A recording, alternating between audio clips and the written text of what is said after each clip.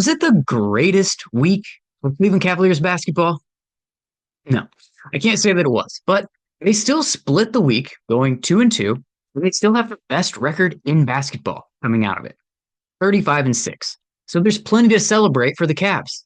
And that's what we're doing here today. Hi, I'm Zach, and welcome to the Sports Ethos Cleveland Cavaliers podcast, your safe space to celebrate and nerd out about the Cavs. And when I say nerd out, you know what I'm talking about. We're talking hoops by stats you've actually heard of. To join the discussion, just use hashtag CavsCast on social media. If you are anything like me, you often find yourself walking into a room and completely forgetting why you're there. In this case, I might have actually been forgetting on purpose. So, in the spirit of forcefully jogging our memories together, let's start, as we always do, with these Monday episodes. It's a quick recap of the week that was in Cavs basketball. On Sunday, that's when it started. The Cavs lost to the Indiana Pacers in what, at that point, had been their worst offensive showing of the season. 108-93 was the first and only time so far this year that the Cavs didn't break 100. It wasn't just the fact that they shot a whopping 11 of 41 from the three, which is 27%, and barely 40% from the field. No, it actually was a little bit of that. It was also a little bit of the fact that they missed so many wide open shots where they could have just checked the wind before they blanked it. They coupled it with a general lack of effort that had many NBA fans just completely forgetting that they'd only lost 4 games up until that point. It was ugly. So that's why it was so satisfying on Tuesday when they were able to go into Indy and get revenge immediately. 127-117 was the score, and despite the Pacers not having Tyrese Halliburton, it was a very competitive, hard-fought, physical game that the Cavs were able to come out on top of. I went on the block the shot to stop for the post-game live stream and talked about how it seemed like there was a concerted emphasis getting to the rim, not just looking to spray out to the three-point line, but to get to the basket looking to score. And this was particularly true of Donovan Mitchell in the first half, who had his eye, just this look in his eye that said, we are not losing back-to-back games to the same team again. We may talk about that look later on in the show. So, adding Donovan Mitchell's first half performance to Darius Garland kind of taking over down the stretch, revenge for the Cavs was sweet for a minute. Unfortunately, they weren't the only team with revenge on their minds last week. The Oklahoma City Thunder have apparently been harboring some, call it, ill feelings toward the Cavs since their first epic matchup, because they came out and just punched them in the mouth, in the gut, jaw, nose, both eyes, and even seemed to stomp on their toes for good measure. The entire NBA world was waiting on a Rocky 2 level sequel to the game of the year, and they were left with a, I don't know, feeling like they just got duped into just another garbage Disney grab.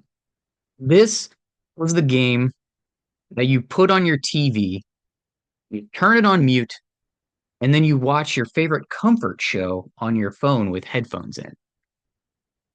Did I put that on Twitter because I tend to cope with traumatic situations with an attempt at humor? Yes. Yes, I did. Did I write some of these lines ahead of recording this? Yes, I also did that too. Do I intend to put this game completely out of my mind? Yes. Yes, I do. Will it work? Probably not. However, the week did wrap up in Minnesota against the Timberwolves on Saturday, where the Cavs got back in the win column, thankfully, 124-117. It honestly wasn't that close when it mattered. The Timberwolves were able to kind of make a run at the very, very end of the game when the Cavs had sort of taken their foot off the gas. It was really a run in the late third quarter, early fourth quarter, where the Cavs were able to just bust this game completely open. It was a 26-5 run that had them going from like halfway through the third, they were up by one. And then a couple minutes into the fourth, they were up by 20. The defense stepped up. Oh, and by the way, within that, there was like an 18-0 run, within that 26-5 larger run. It was a great combination of the defense stepping up and also them making some shots. But particularly, the defense was strong in the third quarter, where they held the Wolves to just 19 points in that quarter, which honestly felt really good for this Cavs team because that third period is just third period. What is this, hockey? That stretch of the game has just traditionally this year not been the Cavs' strongest. And so it was nice to see them really come out and play well in the third quarter. Now, I haven't had to do this on a week where they went 500 yet, but we still have plenty to reflect on positively. So, the moment that I've all been waiting for, because this is the highlight of my week, every week it seems at this point. Let's give out some made up awards with silly names. The first one that we're going to do is the sequel is never as good as the original, so can I maybe interest you in a spinoff award for the game of the week? Well, we certainly know what wasn't the game of the week. And as fun as the second half was for the Wolves, the answer here for me is the Tuesday win over the Pacers. It was a revenge game against a really good Pacers team who came in 6-0 in January. They had the second best net rating in January at plus 15. They were the second best defensive rating at 106.5, the best offensive rating at 121.5. And prior to January, this is a team that was 19th in net rating. It was in the wrong direction, minus 2.6. They were 23rd in defensive rating. They were top 10 in offense, but all in all, what they have been able to do, particularly since the start of the new year, but even just across their prior 15 games before facing the Cavs that second time, they were 12-3. On the season, they were still 11-6 at home. Like, I rattle all of this off just to remind you how good the Pacers have been playing, especially since the turn of the new year. So losing to them on Sunday sucked, but it wasn't a fluke, and neither was getting them back a couple nights later. Donovan Mitchell dominated the first half, and there was like more of a team effort after that. The third quarter had a stretch where Evan Mobley just like imposed his will, and then, as I alluded to earlier, Darius Garland really turned it up in the fourth. The way that they bounced back, though, in this game, particularly from a physicality standpoint, is really what made this the game of the week. They won the rebounding battle. They were active, keeping possessions alive with offensive boards in particular, and they got to the free throw line. This team only averages 21 free throw attempts per game, and they had 31 in this game. Both of these were a clear point of emphasis for the Cavs, and you could tell early on where the Cavs get a lot of their offense traditionally from a driving down the lane and then finding the open man when the defense collapses, whether that's finding a cutter or dumping it off to somebody, in the dunker spot or spraying it out to the 3-point line. That's how they built the best offense in basketball. But as and that's nothing new, right? That I've brought up on the podcast, but that's not how they seem to approach this game. They seem to be driving with the goal of initiating contact and finishing at the rim. And to the Pacers' credit, even without Tyrese Halliburton, they never let the Cavs run away with this game. They fought all the way to the final buzzer. And if Ben Mathurin doesn't get himself tossed down the stretch, who knows what could happen? Because they were on a bit of a fourth quarter run of their own, and he was the one leading it. So it seemed like the wind just kind of came out of their proverbial sails when he got tossed. And then, kind of for the last couple of minutes, the Cavs were able to sort of, Heisman and hold them at arm's length. So now the next award that we're going to do is the Nobody's Perfect. Nobody's perfect. Hey. But you're perfect for me. In my Missy Elliott voice that I don't actually have. Award for Cav of the Week. Now, I'm going to preface this by saying that Donovan Mitchell had the splashiest performances, particularly in the wins, but he kind of disappeared against the Thunder. The guy who was consistently good and at least showed up every night, even when they lost, was Darius Garland. 20 points, 7 assists in the loss to the Pacers on Sunday. 24 points, 7 assists in the win over the Pacers on Tuesday. And 13 of those points came in the fourth quarter with the game on the line. He was the only dude that seemed to step off of the plane in Oklahoma City with 20 points, 9 assists, shot like 7 of 10. He just couldn't do enough on his own to elevate everybody else. The buzz saw that they were up against with the Thunder. Everyone was going to have to play really well for them to keep up in that game and have a chance to win it. And he was kind of the only. 29 points, 5 rebounds, and 6 assists to round out the week against the Timberwolves. Darius Garland may not be the leading scorer every night, but he is usually the leading facilitator or very much among them, and he comes alive at winning time. As I mentioned a minute ago, he had 13 in the fourth quarter of the Pacers win. He also scored 21 of his 29 second half points, or 21 of his 29 points in the second half against Minnesota, which is when they pulled away. And again, even in the losses, he was doing everything that he could on a personal level to try to keep him in the game. It just wasn't always enough to get a W in those instances. In a week that nobody went without something to complain about, he was the most consistent and had the fewest flaws. And that does sound like a bit of a gloom and doom perspective for a team that's now 35-6 with the best record in basketball. So it's kind of hard to actually complain much. So the next award that we're going to do is the I once registered for an audition for a TV show with this exact name award, or X Factor of the week. And for this, I'm going to go with Ty Jerome. When he was out of the lineup and unavailable, his absence was absolutely felt. And it was on full display against the Wolves when he made such a difference for this team. Whenever this team is getting into a funk or their opponent is able to get them out of their rhythm and kind of throw them off, he has the unique ability to just make something happen to get them back on track. He was also a really big part of the run that they made in this game that really was the turning point and turned it into a victory, busting the game wide open during that stretch.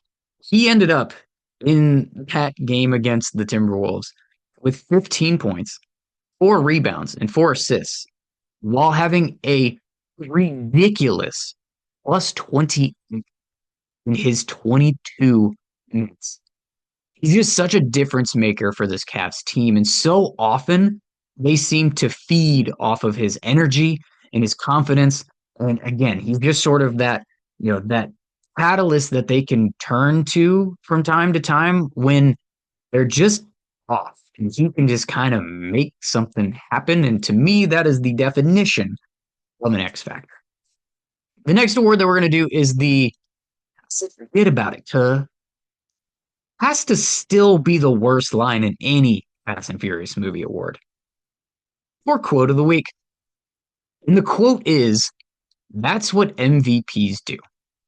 For some context, Serena Winters was interviewing Donovan Mitchell and Darius Garland together after the Minnesota game, and she asked Garland about how Donovan Mitchell bounced back from Oklahoma City. And his answer was more in full, he always responds. He always puts the blame on himself when it's a team game. But that's what MVPs do. Donovan Mitchell's not going to win MVP this year. But as the best player on the team with the best record in the league, he is also their emotional leader. And this is the highest compliment that he can get from his teammates, his backcourt mate, and Darius Garland is right. That is what MVPs do. Whether he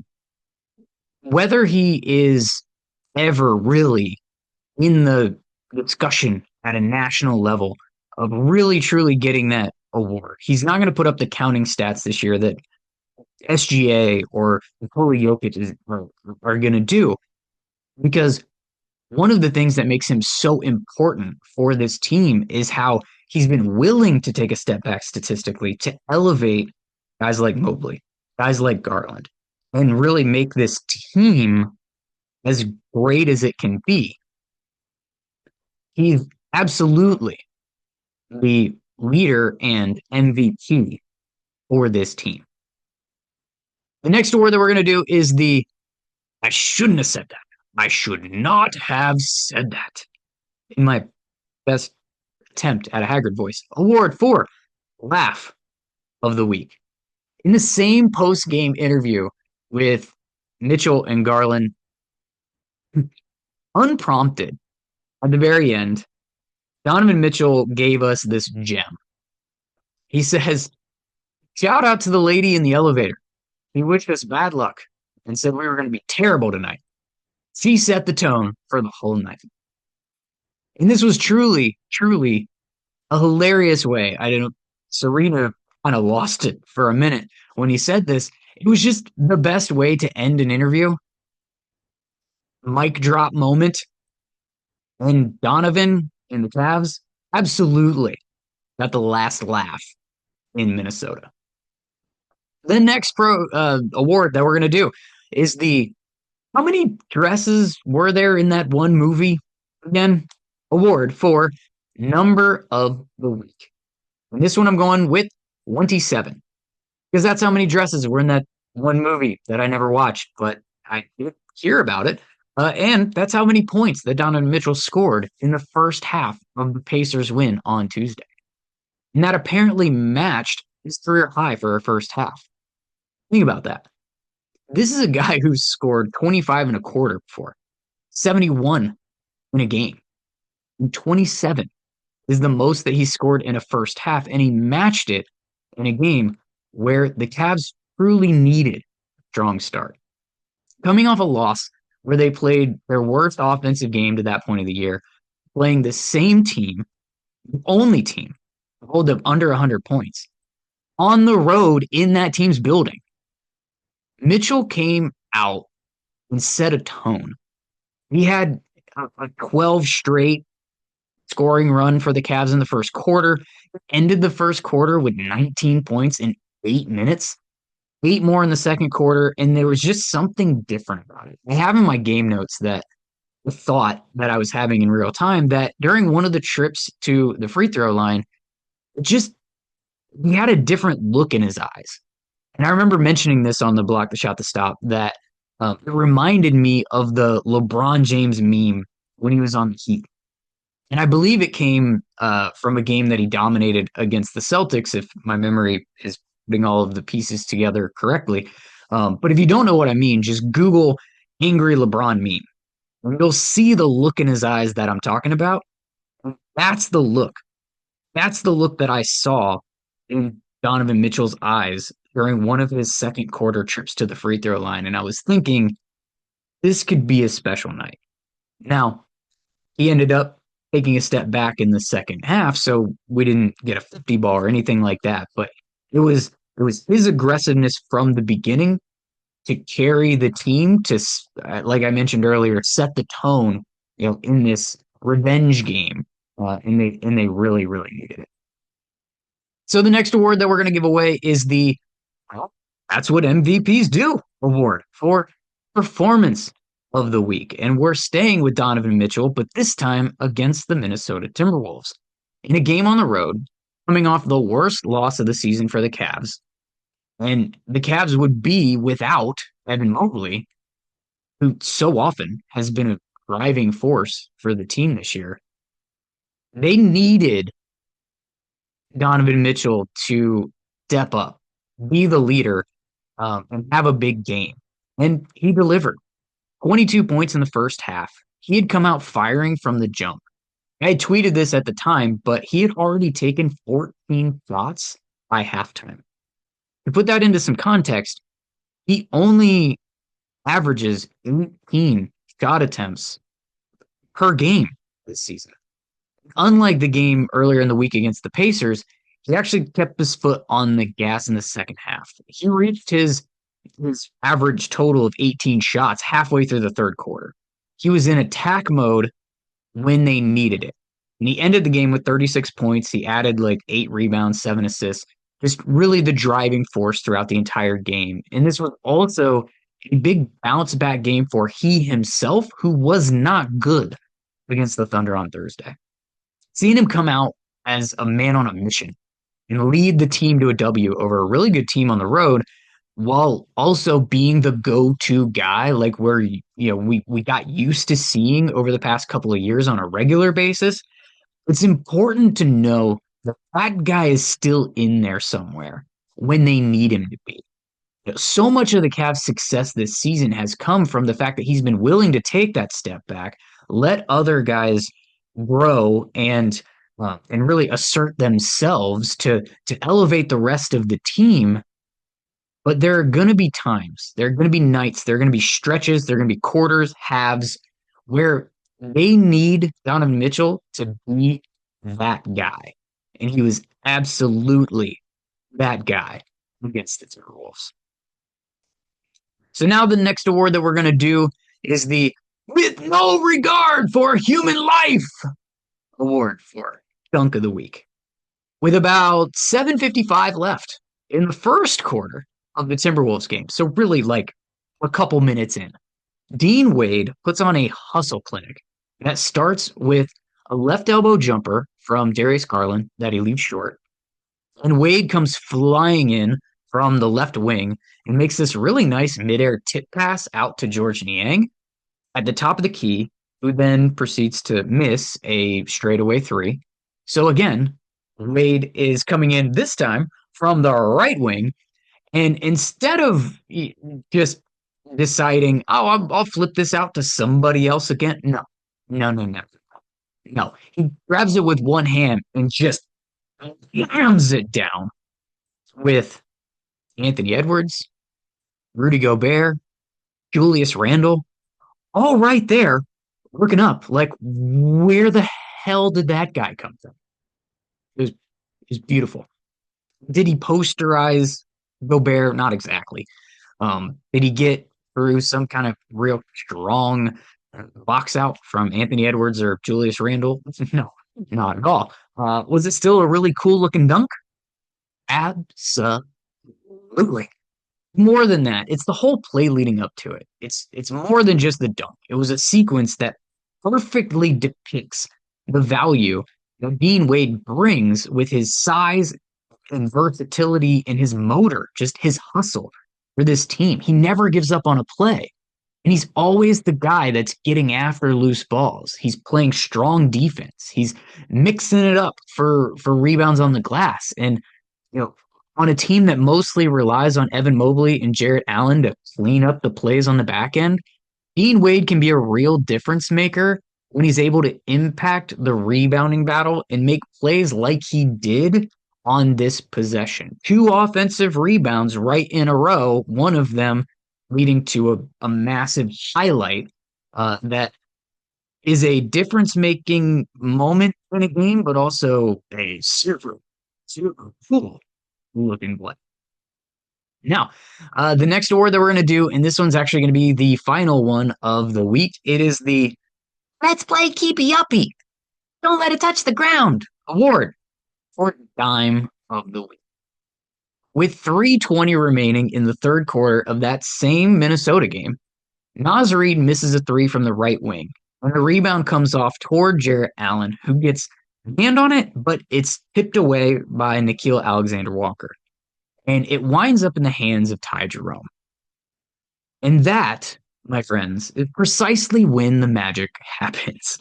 In one just smooth motion, as if it was choreographed, he corrals this loose rebound, doesn't let it touch the floor, and he whips a 3/4 court pass to Max Strus, perfectly in stride for a breakaway dunk to give them a 5-point lead, 79-74.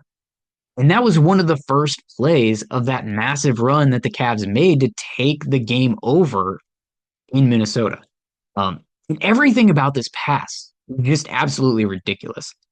From even getting the rebound, which I'm sure he wasn't expecting because he was at the free throw line and not in a position to make a direct play on the ball at all.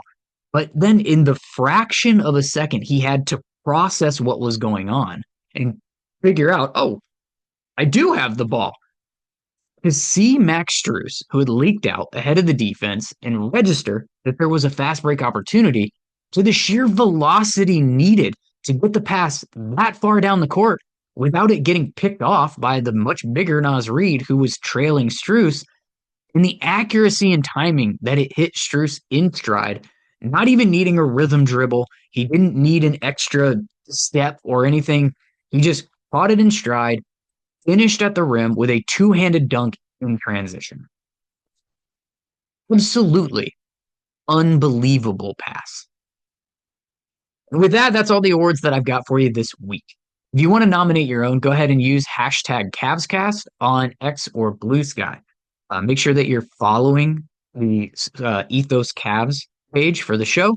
And go ahead and give myself a follow to Zach-NBA if you want to make double sure that I see your nomination. But tell me the guy and the award. It can be silly and fun. You can give it a funny name, or it can be one of the ones that you're used to me giving out on the show by now. I also want to remind you that this is a brand new show. So if you could please, if you're watching on YouTube, hit subscribe and go ahead and in the app that you're listening to for a pod player, hit the follow button, please. In next Monday's award show, we're going to be celebrating the moments that tell the story from this coming week, which starts, as you're hearing this, today, Monday, when the Cavs host the Suns in an afternoon tip. Then they've got road games in Houston for the Rockets on Wednesday. Then they've got the Sixers in Philly on Friday before coming back home for a Rockets rematch on Saturday, which is kind of a weird circumstance for a back-to-back to happen. It's your second game against the same team in 4 nights while also coming off a game against somebody else the night before. The NBA schedule is weird. Usually, what I do at this point in the show is tell you what game I think is most dangerous in this week's slate. And with this one, I'm actually going to go with game because I do not feel particularly good about how the Cavs match up directly with Houston. When you think back to the teams that have given them trouble, even in wins, it's teams with length on the perimeter. That's why so many in the fan base and general NBA fans say that, as good as the Cavs have been, they still need an upgrade in the big 3-and-D wing department. And that's also why the name Cam Johnson has been synonymous with the Cavs since the rumor mill started way back in the offseason. And it's, heating up again now after the loss that they had against the Thunder. And at the moment that I'm recording this, which is Sunday afternoon, for you to hear this on Monday, he's not been traded from the Nets yet. So we're going to keep hearing about that trade, but we're not here right now to litigate the merits of what those potential packages could be and whether it even makes any sense for the team. What we are going to do is just think back for a second on some of the tougher matchups that the Cavs have had this season. The Celtics, literally built on long, versatile perimeter players who are studs defensively. The Hawks, it's Trae Young surrounded by nothing but long 6'8" versatile 3-and-D wings for the most part. Seriously, go back to those Hawks games and just look at some of the still images, like the photos taken during that game. There's one that I remember vividly seeing. Their shooting guard, Mason Daniels, is just looking Jarrett Allen directly in the eyes. And while he does lack a little bit on the 3 side of things, he's an absolute menace in the E department. The Thunder, we just saw that disaster. Long, versatile, defensive-minded perimeter players everywhere on the roster. It's like all they have. Even the Pacers have some rangy size, and they've played defense in the new year really, really, really well. It's no wonder that they're beating everybody but the Cavs. And they did actually beat the Cavs. You remember splitting the... Never mind. That's not the point. So now I bring that up because if we look at the Houston team that they're going to face, they're one of the biggest surprises in basketball. second in the West as I record this. And how are they doing it? Stifling defense, particularly on the perimeter. They have so much size and athleticism. It hasn't mattered that they play Fred Van Vliet and Alperen Şengün. They're still top three defense in basketball. Amen Thompson, Jabari Smith Jr., Dylan Brooks, Tari Eason. They have so many long athletic dudes that Cam Whitmore can barely get on the floor consistently. It's the Hawks on steroids, really. And of course, I'm not saying this to say that the Cavs are incapable of beating this team. The Cavs also pose very unique matchup issues for pretty much everyone they play, including the Rockets. And with Kenny Atkinson holding the clipboard, they tend to feel good about their ability to scheme away some of their weaknesses. They've done that pretty well all year long. But what I am saying is that the unique matchups that the Cavs tend to struggle with look a lot like the Rockets. And in a lot of cases, aren't as good as the Rockets. And they get them twice this week. So they're going to need everyone to step up and play well in both of those games if they want to come out on top. If you made it to the end, please, if you're watching on YouTube, go ahead and hit the like button. If you are listening on a pod player, please rate the show 5 stars in whatever podcast app that you're using right now. That will help to not only give me the warm and fuzzies and make me feel like I'm doing a good job and all of that, but it'll also help to tell the algorithms that this show is actually worth serving up to people. Next time you hear from me, I'm super excited because I'm going to be joined by Cavs media royalty. Justin Rowan from the Chase Down Pod. You're going to be joining me for a fun discussion about what might be his favorite topic, lineup data. And I'm stoked for it. I'm over the moon and really pumped to have that recording happen. So I'm really looking forward to that. Now that the episode is over, go ahead and open up your app store, download the Sports Ethos app for one of the best blurb feeds in business. You got Cavs players in there, fantasy tools, news, updates, all of there. It's all there. The Sports Ethos app. Go ahead and download it. As always, my name's Zach. Thanks for nerding out with me, Cavs fans.